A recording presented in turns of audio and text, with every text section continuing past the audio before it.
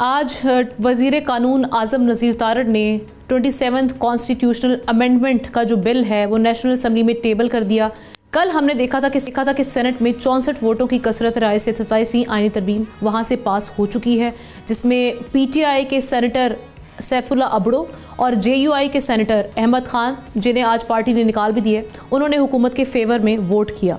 तो ये सारी सिचुएशन है जिस पर हम देख रहे हैं कि सारे मामला बड़े ज़ेर बहस हैं और अदलिया की जानिब से भी इस पर अब जो है वो रिएक्शन हो चुका है। जस्टिस मंसूर अली शाह, जस्टिस अतर मिनल्ला, उनके खतूत मौसूल हुए हैं सुप्रीम कोर्ट के चीफ जस्टिस को। अब क्या सूरत हाल बनेगी, इसके लीगल इम्प्लिकेशंस क्या होंगे, पॉलिटिकल कॉन्सिक्वेंसेस क्या हो सकते हैं, इसी पर बात करने के लिए एहतशाम साहब के साथ हमें ज्वाइन कर लिया हाफिज़ एहसान अहमद साहब ने, लॉ एक्सपर्ट हैं। आपको भी वेलकम करते हैं प्रोग्राम में। हाफिज़ साहब, लीगल इम्प्लिकेशंस पर ही हम बात करेंगे, चूँकि हम देख रहे हैं कि बहुत सारी चेंजेस आई हैं। ख़ास तौर पे अगर हम जुडिशरी के मैटर्स के हवाले से बात करें, उनकी इंडिपेंडेंस के हवाले से बात करें, तो इस पे बड़े सवालात भी उठ रहे हैं और हम देख रहे हैं कि जजेस की जानिब से भी उठ रहे हैं। अब हाई कोर्ट के जो हम देख रहे हैं कि जजेस होंगे, उसकी सर्विस की मुद्दत कम कर देना, 5 साल तक कर देना, उसके अलावा सीनियरिटी रूल्स को चेंज करना और ऑटोमेटिकली हम देख रहे हैं कि स्टे ऑर्डर का, इंटरिम स्टे ऑर्डर का 1 साल बाद ख़त्म हो जाना, ये स्ट्रेंथन करेगा जुडिशल इंडिपेंडेंस को या फिर अंडरमाइन कर रहा है कहीं ना कहीं हम जो देख रहे हैं सुप्रीम कोर्ट के इख्तियारात को? बिस्मिल्लाहिर्रहमानिर्रहीम। आमना, आपने दो तरफ इशारा किया है। एक तरफ आपने इशारा किया है कि जो कॉन्स्टिट्यूशन अमेंडमेंट आई है और उसके अंदर जो कॉन्स्टिट्यूशनल कोर्ट बनने जा रही है, यानी कि जब पाकिस्तान की नेशनल असम्बली उसको पास कर देगी तो एक्ट ऑफ पार्लियामेंट बनेगा और एक्ट ऑफ पार्लियामेंट के बाद वो कॉन्स्टिट्यूशन का हिस्सा बन जाएगा। अगर ब्रॉडली सिर्फ पहले उस कॉन्टेक्स्ट के अंदर देखा जाए तो कॉन्स्टिट्यूशन कोर्ट जो है वो कोई नया ना इनिशिएटिव है, ना नया इनोवेशंस है, नया कोई आइडिया है, बल्कि ये ऐसी चीज़ है कि जो दुनिया भर के अंदर स्पेशलाइज्ड कॉन्स्टिट्यूशनल मैटर्स के लिए तकरीबन 80 से ज़्यादा ममालिक ऐसे हैं कि जिन्होंने कॉन्स्टिट्यूशनल कोर्ट बनाई है। जो पहली कॉन्स्टिट्यूशनल कोर्ट बनी वो 1920 के अंदर ऑस्ट्रिया ने बनाई और उन्होंने कहा कि जी हमारे जो 5 मैटर्स हैं, ताकि दुनिया के अंदर स्पेशलाइजेशन का जिस तरह कॉन्सेप्ट जा रहा है आहिस्ता आहिस्ता, इस तरह जुडिशरी में भी है कि पहले आप देखें कि कॉलोनियल टाइम से पहले 2-3 ही कानून होते थे। आपका PPC होता था, CPC होता था, CRPC होता था। 1947 के बाद सिचुएशन कुछ और आई, आपके लॉज बनते गए। आज सिचुएशन कुछ और है, आपकी और मॉडर्न नीड है, स्पेशल लॉज है, कॉम्पिटिशन है, डिजिटाइजेशन है, आर्बिट्रेशन है, कॉरपोरेट है, SCCP है। तो जिस तरह वर्कलोड बढ़ता गया, चाहे कॉन्स्टिट्यूशन साइड के ऊपर, एनफोर्समेंट ऑफ फंडामेंटल राइट्स के ऊपर, गवर्नमेंट्स के इश्यूज़ पे, पब्लिक इंटरेस्ट पे इश्यूज़ पे, और आपकी जो रेगुलर क्रिमिनल सिविल जो आपके टैक्सेशन हैं, तो दुनिया ने आहिस्ता आहिस्ता जो टॉप लेवल की चीज़ें हैं उन्हें आपस में रीएलोकेट करना शुरू कर दिया। अब पाकिस्तान के अंदर जो रीएलोकेशन ऑफ जुरिसडिक्शन आई है, ये वही जुरिसडिक्शन है जो दुनिया के 80 ममालिक ने अपनी सुप्रीम कोर्ट्स को दिया हुआ है, ये कॉन्स्टिट्यूशनल कोर्ट को दिया हुआ है। यानी कि पब्लिक इंटरेस्ट, इंट्रा गवर्नमेंटल, उसके बाद आपका जो इन्फोर्समेंट ऑफ फंडामेंटल राइट्स जो है कॉन्स्टिट्यूशनल मैटर्स के अंदर जो है, और उसके बाद जो आपके नीचे चीज़ें आती हैं हाई कोर्ट के अंदर, कॉन्स्टिट्यूशनल या एनफोर्समेंट ऑफ राइट्स या पब्लिक राइट्स जो है, जो आपका रेगुलर सिविल राइट से रिलेटेड नहीं है, उसकी एपेलेट जुरिसडिक्शन जो है दुनिया भर ने दी और यही पाकिस्तान ने किया। अब पाकिस्तान के अंदर कॉन्स्टिट्यूशनल कोर्ट का आइडिया जो है वो तकरीबन 2000 से चल रहा था कि यार इसको बर्डन को कम किया जाना चाहिए, रीएलोकेशन किया जाना चाहिए, स्पेशलाइज करना चाहिए। 2007 में COD हुआ। अब ये है कि 2 चीज़ें आई हैं समेट में। एक आई है आपका आर्टिकल 175B के अंदर कॉन्स्टिट्यूशनल कोर्ट बनी है, दूसरा आपके सामने आर्टिकल 243 आया। अब दोनों ऐसी चीज़ें हैं कि जो 2000 से पाकिस्तान के पेपर्स के अंदर, पॉलिसीज़ के अंदर और पाकिस्तान के सिस्टम्स के अंदर मौजूद हैं। कारगिल के बाद हमने फैसला किया 99 के अंदर कि हमारा CDS बनना चाहिए। दुनिया के इस वक्त 67 ममालिक में बन चुका है। 1959 से ये इस्टेब्लिश इंस्टीट्यूशन है और अब इंडिया ने भी बनाया। इसी तरह हमारी कॉन्स्टिट्यूशनल कोर्ट 2007 में COD आया। उसके बाद हमने थोड़ा सा टोन डाउन एलिवेशन ऑफ जजेस किया। सुप्रीम कोर्ट फिर उसने अपना रोल प्ले करके कहा कि जो मैं समझता हूँ या करता हूँ वो होना चाहिए। उसके बाद ये है कि आपके मुल्क के अंदर जो है आहिस्ता आहिस्ता जो है पोलराइजेशन इतनी बढ़ गई कि अब वो चीज़ें जिस पे सारी political parties, JUI, PTI, people's party, PMLN या और भी MQ सारे एग्री थी उन चीज़ों के ऊपर कि लोकल गवर्नमेंट्स बेहतर होना चाहिए, NFC को बेहतर होना चाहिए, गवर्नेंस बेहतर होनी चाहिए, कॉन्स्टिट्यूशनल कोर्ट बननी चाहिए। तो अब जब उसके प्रोसेस के अंदर जाने लगे हैं तो अब आपने देखा है कि जी एक नैरेटिव बिल्ड किया जा रहा है और इंडिपेंडेंस ऑफ जुडिशरी, अगर इंडिपेंडेंस ऑफ जुडिशरी जो है कॉन्स्टिट्यूशनल कोर्ट बनने से इफेक्ट होती है तो दुनिया के आमना किसी एक मुल्क ने पिछले 105 साल से अपनी फेडरल कॉन्स्टिट्यूशनल कोर्ट को बना के रिवर्स नहीं किया। किसी जगह ये इशू नहीं आया कि जी सुप्रीम कोर्ट एक नीचे चली गई है, पार्लियामेंट और जो जुडिशरी है उसके दरमियान। अच्छा, अब दूसरा रखी जा सकती है। अब मैं दूसरा क्विकली ये है कि बिल्कुल जजेस का टेन्योर वैसा ही है जो पहला था, 62 हाई कोर्ट है, 65 वो है, सिर्फ इसके अंदर उन्होंने किया ये है कि सुप्रीम कोर्ट जो आपकी कॉन्स्टिट्यूशनल कोर्ट है उसके अंदर 3 क्वालिफिकेशंस है। एक ये है कि वो जज बन सकता है जो सुप्रीम कोर्ट का जज रहा हो, फिर आया कि जी जो जज 7 साल के अंदर बन सकता है फेडरल कॉन्स्टिट्यूशनल कोर्ट वो आ सकता है, क्योंकि आज भी सुप्रीम कोर्ट के अंदर अगर आपने सुप्रीम कोर्ट में आना है तो आपकी कॉन्स्टिट्यूशन लिमिट 5 साल है। अब पहले जो कॉन्स्टिट्यूशन का था कि अगर आपने सुप्रीम कोर्ट में जाना है वो भी इंटैक्ट है कि अगर आप 15 साल की आपकी एज ए लॉयर स्टैंडिंग है आप सुप्रीम कोर्ट में जा सकते हैं। अब उन्होंने कहा है कि आपकी 20 साल की स्टैंडिंग है आप सुप्रीम कोर्ट में जा सकते हैं, तो मेरा ख्याल है लॉयर्स को इसमें लेना चाहिए।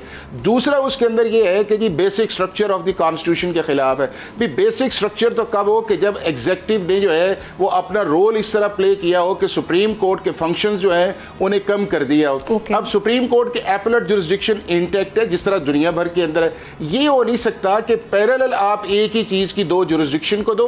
अगर जुरिसडिक्शन को रीएलोकेट किया जाता है तो उससे इंडिपेंडेंस ऑफ जुडिशरी जो है इफेक्ट नहीं हुई। इसी तरह जजेस का ट्रांसफर है कि उस ट्रांसफर के अंदर दुनिया के अंदर किसी जगह जज की कॉन्सेंट लेना जरूरी नहीं है। सुपीरियर जुडिशरी आप किसी जगह भी आप कह सकते हैं। पाकिस्तान में 52 साल से आप एक नहीं आपने जज ट्रांसफर किया तो अब आपको एप्रीहेंशन आ गया कि अगर करेंगे तो पता नहीं क्या होगा, और वो भी जुडिशियल कमीशन जहां पे मुल्क के 2 चीफ जस्टिस होंगे, 2 हाई कोर्ट के चीफ जस्टिस होंगे, उसके बाद ये है कि आपके दूसरे जजेस होंगे। तो मैं ये समझता हूं कि पॉलिटिकल नैरेटिव क्रिएट किया जा रहा है, उसके अगेंस्ट आपको सब्सटेंशियल आर्गुमेंट नहीं नजर आ रहा, और अगर इनकी पुरानी स्पीचेस और आपके इनके नैरेटिव्स दिखाएं तो खुद उसको रिबट करेंगे कि जो आज स्टैंस लिया जा रहा है इंडिपेंडेंस ऑफ जुडिशरी का, वही वो बुनियाद पहली थी इस अदालत को बनाने की कि इंडिपेंडेंस जुडिशरी बेहतर है। हाफिज साहब, आप पहले तो क्योंकि हम थोड़ा सा आपकी माहिराना राय लेंगे, एससीसी की जो क्रिएशन है वो कॉन्स्टिट्यूशनल प्रिंसिपल के साथ जैसे एहतशाम साहब कह रहे हैं कैसे कंप्लाई करती है, ये थोड़ा समझा दीजिएगा, क्योंकि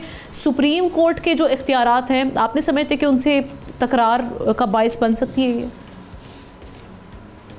नहीं आमना, एक तो ये है कि मैंने जिस तरह पहले आपसे कहा कि आपकी पहले जितनी भी जुरिसडिक्शन थी आपकी रेगुलर लिटिगेशन की या कॉन्स्टिट्यूशनल जुरिसडिक्शन की, वो नीचे से चलती सुप्रीम कोर्ट के अंदर आके इकट्ठी हो जाती थी और सुप्रीम कोर्ट के पास सारे ही लीगल जुरिसडिक्शन एरियाज थे। और ये दुनिया में भी सारी सुप्रीम कोर्ट इसी तरह करती हैं कि जो आपका जो 3rd टियर होता है वो सुप्रीम कोर्ट ही होता है। पहले आपकी डिस्ट्रिक्ट होती है, फिर हाई कोर्ट होता है, फिर उसके बाद सुप्रीम कोर्ट हो जाता है। अब ये है कि दुनिया ने कई जगहों के ऊपर जो है अब उसको 2 टियर्स के अंदर करना शुरू कर दिया है। वो ये है कि एक सिविल राइट्स हैं, एक आपके क्रिमिनल मैटर्स हैं, आपके टैक्स मैटर्स हैं, या उसके अंदर स्पेशल लॉज के आपके मैटर्स हैं, वो सारे के सारे एक जगह से उठा के हाई कोर्ट्स के अंदर भी उन्हें 2 जगह कर देते। और इसलिए आपने देखा होगा कि हाई कोर्ट के अंदर भी मुख्तलिफ बेंचेस बनते रहते हैं, कभी वो एनवायरनमेंट का बेंच बन गया, कभी टैक्स का बेंच बन गया, कभी आपके सामने जो क्रिमिनल मैटर्स समझा दिया। ये बताएं कि इस वक्त जो इतराज़ किया जा रहा है वो कहा जा रहा है कि 27वीं आईनी तरमीम में आम आदमी के लिए कुछ भी नहीं है। अब मुझे बताएं, तो हो सकता है वो 28वीं तरमीम में आ जाए ना, वो फैसल वाडा साहब तो 28वीं तरमीम की भी बात कर रहे हैं। देखें जब एहतशाम साहब 26वीं आई थी उस वक़्त की जो पाकिस्तान के जिस तरह ऊपर वाला एरिया यानी कि पार्लियामेंट है, वीज़ा वर्स जुडिशरी है, आपने कुछ चीज़ों को सेटल करने की कोशिश की, लेकिन इंटरनली जो है ना उस सिस्टम ने काम किया सुप्रीम कोर्ट के अंदर जो है, और अंडर क्रिटिसिज्म रहा आप 27वीं पे। अब 27वीं के अंदर जिन बुनियादी चीज़ों पे आपने बड़ा ज़बरदस्त उस पर तज्जिया किया लोकल गवर्नमेंट्स का। आप ये देखें कि 1973 के कॉन्स्टिट्यूशन के अंदर जो है आपके 2 लेजिस्लेटिव लिस्ट थी, एक आपकी फेडरल थी, एक आपकी कॉन्करेंट थी। अगर ये इतनी गलत थी कि जी सिर्फ फेडरल लेजिस्लेटिव लिस्ट रहनी चाहिए, तो जो फ्रेमर्स ऑफ द कॉन्स्टिट्यूशन थे लेड बाय जुल्फकार अली भुट्टो साहब, तो वो ना बनाते, वो कहते जी बस ठीक है मरकज है और उसके बाद सूबा है।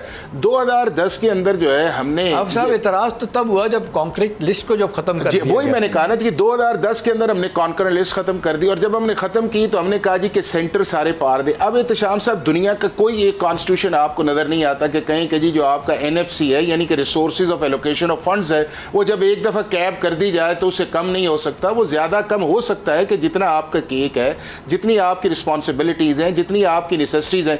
फिर PFC आपने नहीं बनाया, फिर आर्टिकल 140A के नीचे गवर्नेंस जो है कि दुनिया का आप अमेरिका, चाइना, बरतानिया, सऊदी अरब, जहाँ जहाँ डिक्टेटर्स भी हैं, मोनार्की भी है या आपकी डेमोक्रेटिक गवर्नमेंट्स हैं, सब ने लोकल गवर्नमेंट्स पे किया हुआ है। और चाइना के अंदर 35% स्पेंडिंग जो है वो आपकी लोकल गवर्नमेंट से होती है। Germany is the best system. तो ये आप सऊदी अरब देख लें कि मक्का के अंदर इतना बड़ा हज जो है वो आपकी म्यूनसिपैलिटी मक्का करवाती है। कभी रियासत तो बड़ी मजबूत है ना, हम क्या कहेंगे, रियासत मजबूर हो गई है, पॉलिटिकल लोगों के हाथों में ऑफिस बन गई है। मैं एहतशाम साहब मैं बताऊं कि ये सारे के सारे वेस्टेड इंटरेस्ट हैं, पॉलिटिकल वेस्टेड इंटरेस्ट हैं। और झगड़ा सिर्फ ये है कि हमारे मुल्क का पॉलिटिशियन या पार्लियामेंट जो है वो जब असेंबली से बाहर होता है तो आम आदमी की बात करता है, लेकिन जब वो असेंबली के अंदर या पार के अंदर आता है तो वो ना फाइनेंस को डिसेंट्रलाइज होने देता है, ना वो पॉलिटिकल अथॉरिटी को डिसेंट्रलाइज होने देता है, और ना ही वो इंस्टीट्यूशंस को स्ट्रेंथन होने देता है। क्योंकि अगर ये तीनों चीज़ें जो हैं हॉच पॉच के अंदर रहेंगी, फंड्स भी उसके पास रहेंगे, ताकत भी उसके पास रहेगी, DC भी उसके पास रहेगा। उम्मीद करें 28वीं तरमीम मेरा ये ख्याल ये है कि चूंकि जिस तरह आपने देखा कि 26 में आपने एक फेज़ किया, 27वीं के अंदर आपने दो बड़े इंपॉर्टेंट थे कि आपने जो चीफ ऑफ डिफेंस फोर्सेस भी किया, जो मैंने कहा कि दुनिया में एस्टैब्लिश प्रिंसिपल था, आपने इसको भी कर लिया। और मैं बहुत जल्द जो है 28 को देख रहा हूँ, क्योंकि जिस तरह आपको स्पीचेस नजर आई है पार्लियामेंट के अंदर, ये सेनेट या आज भी आई है, उससे लग ये रहा है कि बहुत जल्द 28 है और उसी के अंदर आपका NFC है, कॉन्करेंट लिस्ट है। और ये वो ऐसे इशू है जो गवर्नेंस के हैं जिसको रिजॉल्व होना चाहिए। उसके अंदर जो है हट दर्मी जो है वो पाकिस्तान के मफाद में नहीं, और पाकिस्तान को एक वाइब्रेंट, फंक्शनल और एक ऐसा वे फॉरवर्ड पाकिस्तान चाहिए कि जो पाकिस्तान के आम आदमी की ज़रूरियात को, उसके पूरे जो है प्रॉस्पेरिटी के लिए और उसके गवर्नेंस के लिए उसको फैसिलिटेट करे। बिल्कुल ऐसे ही है। थैंक यू सो मच हाफिज एहसान साहब। सब्सक्राइब करें और बेल दबाएं ताकि कोई खबर रह न जाए।